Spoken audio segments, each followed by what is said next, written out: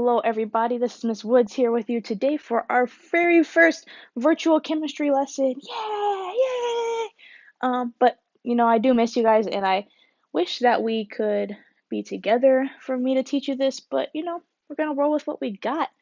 So in this first virtual chemistry lesson, we are going to actually be reviewing some material that you already know, or should know, I should say. So the activity series. So by the end of this video, you should be able to use the activity series to determine the reactivity of an element, right, based on its position on the activity series. But you should also be able to use the activity series to determine if a single replacement reaction will occur or not. So before we get going, you might want some paper to take some notes if there's anything about this that you don't remember, and maybe just get in the habit of writing down some notes from these videos and being an independent learner, okay? So, I have a description of a reaction here. So it says, iron metal reacts with aqueous copper 2 nitrate to form copper metal and a solution of iron 3 nitrate. So, first thing we need is a chemical reaction, right, with the formulas written out. So, or I should say a chemical equation. So why don't you guys pause the video and go ahead and write me a chemical equation for this and include the states of matter for me. All right, so hopefully you gave this a try. Let's see if you got it correct. So iron metal, right? I know that iron is Fe, right? And it says metal.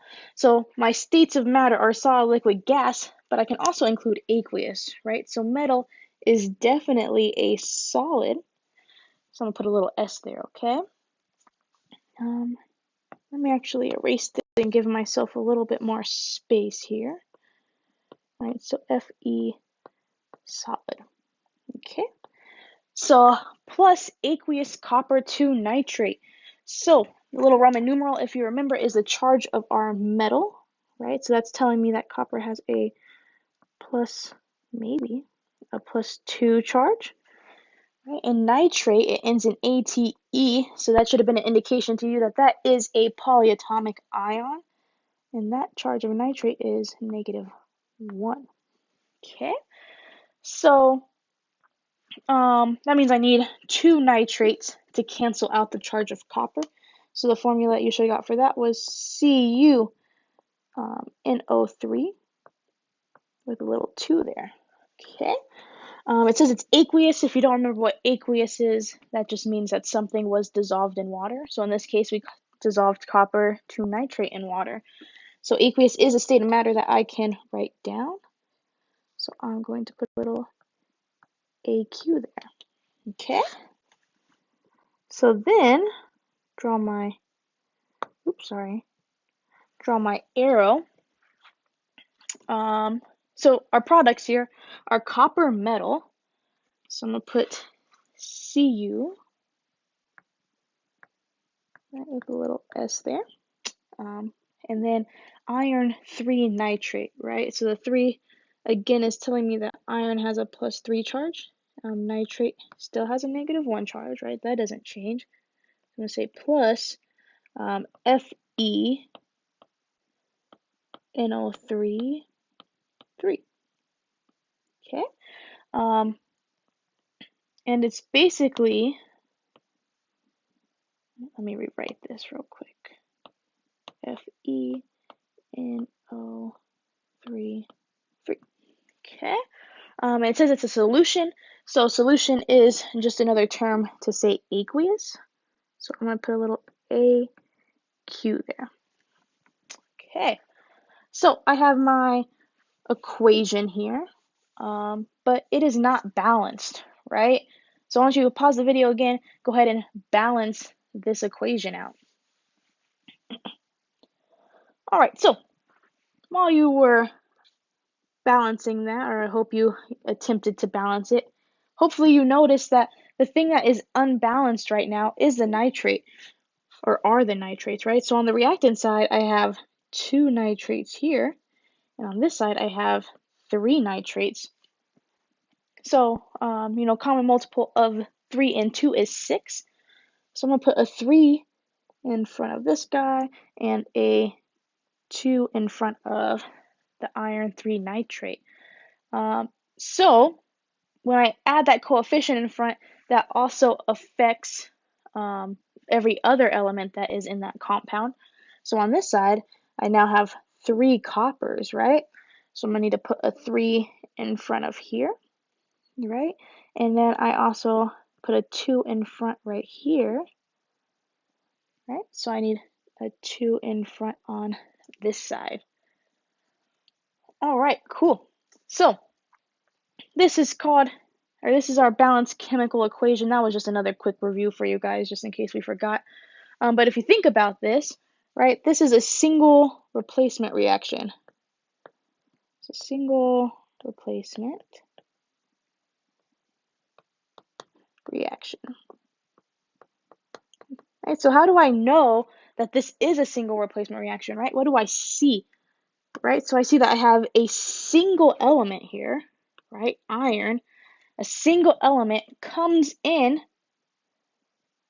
and kicks an element that has a partner out, right? So by the end, I have a new single element, and then iron swap places. So now iron is with the nitrate, right?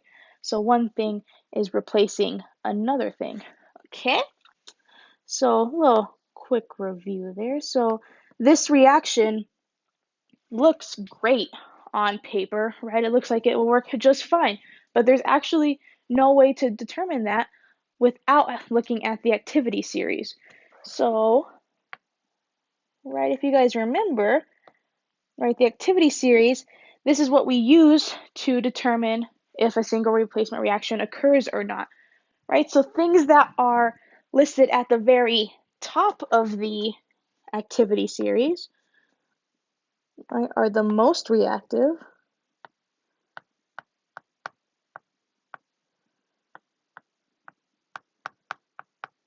Okay, and then everything down, right, the very bottom, this is the least reactive elements.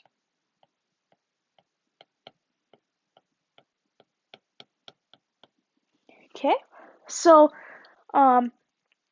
in order to determine if a single replacement reaction occurs or not, right, we focus on the single element, right, our very single element, and it has to be higher, so it must be higher than the element that it's replacing.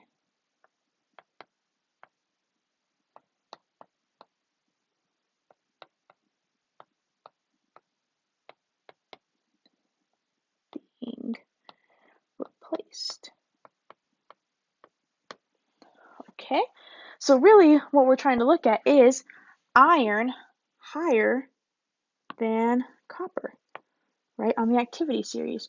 So here is iron, right here, and then copper is way down here. So since iron is higher up than copper, this reaction does occur.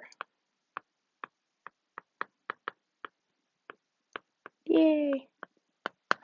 Boom. All right, so why don't you guys try these next two on your own, right? Pause the video. Do these reactions occur or not? Go ahead and go. All right, so let's see how you did. So in this first one, I have tin 4-sulfate reacting with aluminum metal. So aluminum, right, is trying to swap places with tin. So aluminum, since it's a single element, it has to be higher than tin on the periodic table, or sorry, on the activity series. So aluminum we have here, right? And then tin is right here, right? So since aluminum is higher, this reaction occurs. So I'm just going to put RXN, right? That's the abbreviation for reaction. So reaction occurs. All right. So the second one then, we have calcium trying to replace well, let's talk about it, right? Is it going to try to replace hydrogen or chlorine, right? So if we go back and look at the overall reaction, calcium ended up with chlorine and hydrogen is now by itself. So I'm going to focus on calcium, and that's going to try to swap places with hydrogen. Okay, so again, since calcium is that single element all by itself, that one has to be higher than hydrogen. So calcium is right here, right? And hydrogen is down here, right? So it has that double star there because hydrogen can actually behave like a metal when it is bonded with a um, non-metal, right? So calcium is higher, so this reaction occurs.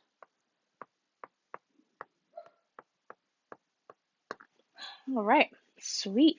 So that is the end of this video. If you missed something or if I talk too fast, go ahead and rewind, right? You have that option to do so. But yeah, thank you for watching, and I hope you guys have a great rest of your day.